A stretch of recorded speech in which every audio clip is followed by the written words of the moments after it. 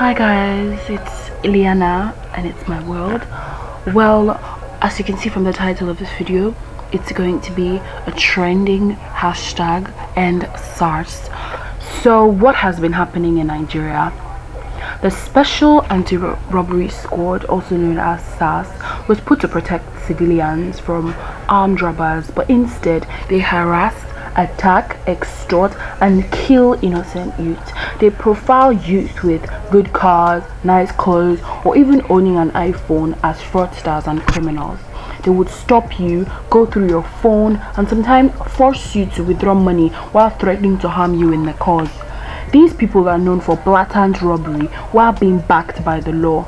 I have a few people, my friends, who would speak about their general experiences and how they feel.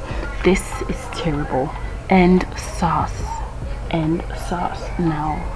So really, there's no way to talk calmly about this thing. It's not possible. These people are not the police that we're supposed to feel safe around. These people are rogues. Remember the day? I think it was a particular time when two cult groups were having a clash in my school, and they killed somebody. And the next morning they came up to our street because we were staying off camp, and they came up to just around the lodge, and they came with a bus. They just packed every single boy that was on the streets that morning. Every single boy. There was no investigation, there was nothing. And you see how these people just step into the streets with guns and they just kill anybody that looks like a bad person, or be a bad boy, because you're carrying jet, you're carrying iPhone, you want to look nice.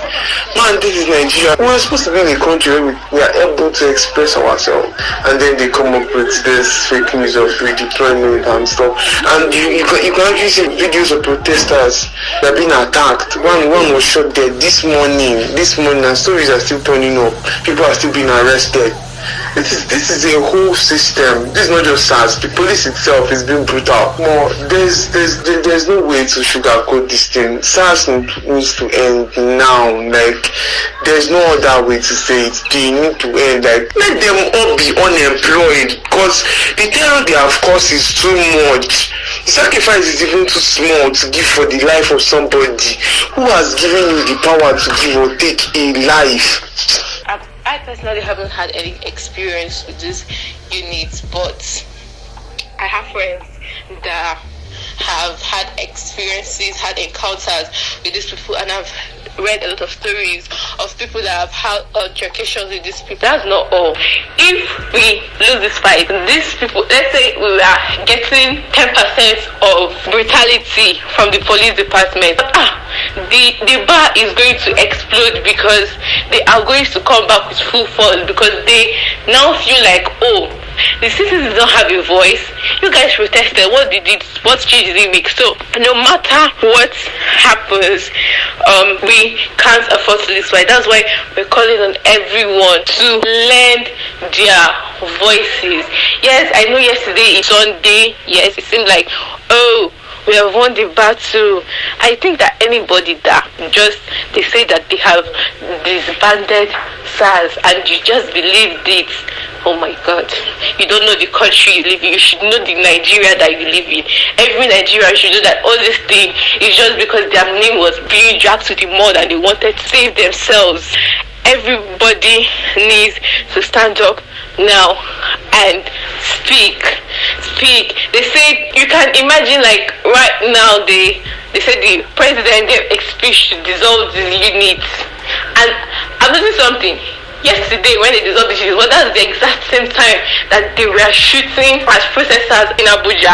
Now today, as the president is giving his announcements, they were shooting at protesters as really the goddamn president was talking, and they still had the mind to be shooting at innocent protesters.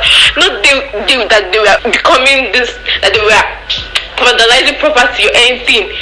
Just doing a peaceful protest, and you're shooting. They're not even shooting in the air, they are shooting directly at the citizens while the president is on live TV. Hey God, announcing that they have. These are the people.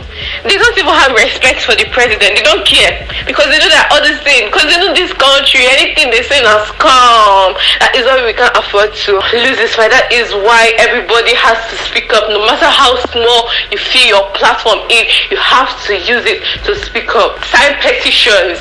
If you can donate, donate. We can't lose this fight. If these people should come back for us, if we lose this fight, the comeback after this thing is going to be bloody. You'll never know what insecurity is till you've experienced it. Till the very people who are supposed to protect you are the ones who threaten you at gunpoint. They came at night while we slept, guns and handcuffs in hand. One scaled our fence, cut our padlocks away, and let the others in. These men, 6 in number, were not thieves, not men of the night, but men who came to steal and destroy all the same. With torches so bright, we saw us through our windows where we lay on our bed, naked in the heat. There was no light to see, no electricity to power our fans, even though we had paid our fees. Voices like thunder, they shouted threats. Come out or we'll break down these doors. It's us and we must have what we want. We are the police, the special anti-robbery squad. Anti-robbery squad, but you have scaled our fence, broken our locks, and threatened us at gunpoint, like the very pest that you were supposed to curb. I watched my mother follow the men to their truck, our firstborn bound in chains, hands pressing down his neck. Why? Because his hair was cut high. It seemed that was enough to make him a criminal. Worry grazed her forehead as she thought, maybe they're robbers. Who else would invade our house this late at night with guns so big? But the signs on their cars proved otherwise. They are what they claim to be. How would we ever sleep at night if the robber covers were able to act like what they fought? They've set examples for the others. Who knows? Maybe there'll be robbers more. SARS came to our house late at night while we slept. Men in black with guns so big. Anti-robbery squad who act like the robbers too. Men who have become like pests. Pick up. ENDSARS now. For me, I want them to end SARS like in any way possible. I just hope all these protests and all work, and I don't know, Buhari come down or something, but I don't know, guy. I want them to end SARS because I know how many times these people have harassed my brother and my friends. Even one day they just took my brother's money. I don't know. Next time it could even be maybe my brother or my friends like that. They kill like that. So I don't want that. Whatever. Anyhow, they should just end SARS, guy. They should end it. I don't even care. It's just like they'll lose it. Yeah, they'll lose their job and all. But then it's them that started it, guy. It's not like there are other jobs in this one. Let the good ones go and find another job. That's just it, guy. About the SARS stuff, thing is really brutal. It's quite unacceptable. Very, very unacceptable. And then what we've been hearing from the government, that's still the same thing they are still telling us. Dissolved, banned, and all of that shit. That doesn't make any sense at the end of the day. It doesn't. These people are, as a matter of fact, these people are even illiterates. Like illiterates that they don't know a thing about even all this cryptocurrency application, crypto wallets and all of that shit. Once they see it on your phone, Jesus Christ, they will beat the living hell out of you because you have a crypto wallet as an app in your phone. They do nothing. They know nothing about it. I mean, when you look at one of them, as a matter of fact, most of them, they look like touts. They resemble touts. Now, how you want to begin explain, give touts, say this thing na cash app, this thing na cryptocurrency app, this thing na Luno Bitcoin app. So how you want to begin explain, give up? Before you even open your mouth to talk anything, which say na something where you know one yet, if you don't beat the living nonsense out of you. This thing is quite not acceptable. It's not acceptable at all. Not acceptable and has to be put to an end.